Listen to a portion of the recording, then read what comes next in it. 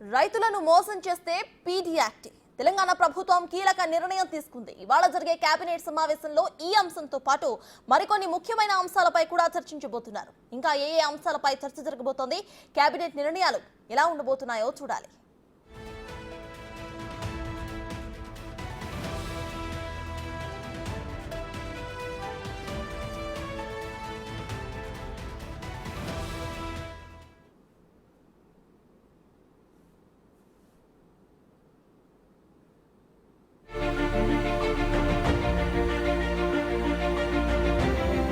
ఎన్నికల అనంతరం పాలనపై సీఎం రేవంత్ పూర్తి ఫోకస్.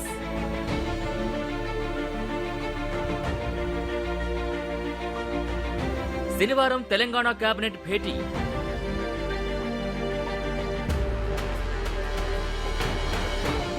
కేబినెట్ నిర్ణయాలపై నెలకొన్న ఉత్కంఠ.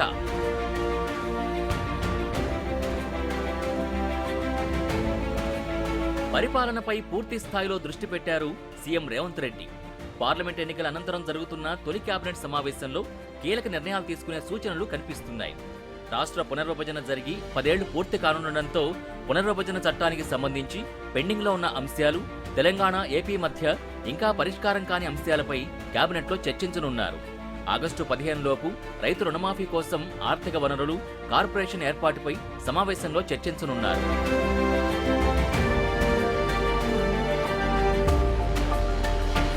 యాసంగి ధాన్యం కొనుగోలు పురోగతిపై, తడిసిన ధాన్యం ఎంఎస్పీ ధర కొనుగోలు అంశంపై సమీక్ష చేయనుంది కేబినెట్. వచ్చే ఖరీఫ్ పంటల ప్రణాళికపై ఈ భేటీలో చర్చించనున్నారు. రైతులకు కావాల్సిన విత్తనాలు, ఎరువులు, పురుగు మందులు, నకిలీ విత్తనాలు సరఫరా చేసే ముఠాలపై పీడీ యాక్ట్ పెట్టేందుకు కూడా ప్రభుత్వం సిద్ధమవుతోంది.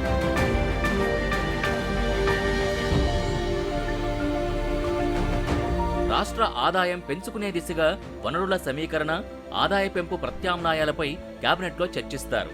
కుంగిపోయిన మేడిగడ్డ, అన్నారం బ్యారేజీల రిపేర్లకు సంబంధించి నేషనల్ డ్యామ్ సేఫ్టీ అథారిటీ ఇటీవలే మధ్యంతర నివేదికను సమర్పించింది. నివేదికలోని సిఫార్సులు, తదుపరి చేపట్టాల్సిన కార్యాచరణపై ఈ సమావేశంలో చర్చించాలని ముఖ్యమంత్రి నిర్ణయించారు.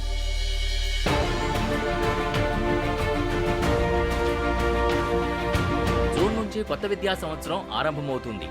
స్కూల్, కాలేజీల ప్రారంభానికి ముందే అవసరమైన సన్నాహక చర్యలు చేపట్టాలని ముఖ్యమంత్రి నిర్ణయించారు. విద్యార్థుల నమోదు, పాఠ్యపుస్తకాలు, యూనిఫాముల పంపిణీ తదితర అంశాల్ని కేబినెట్లో చర్చించనున్నారు.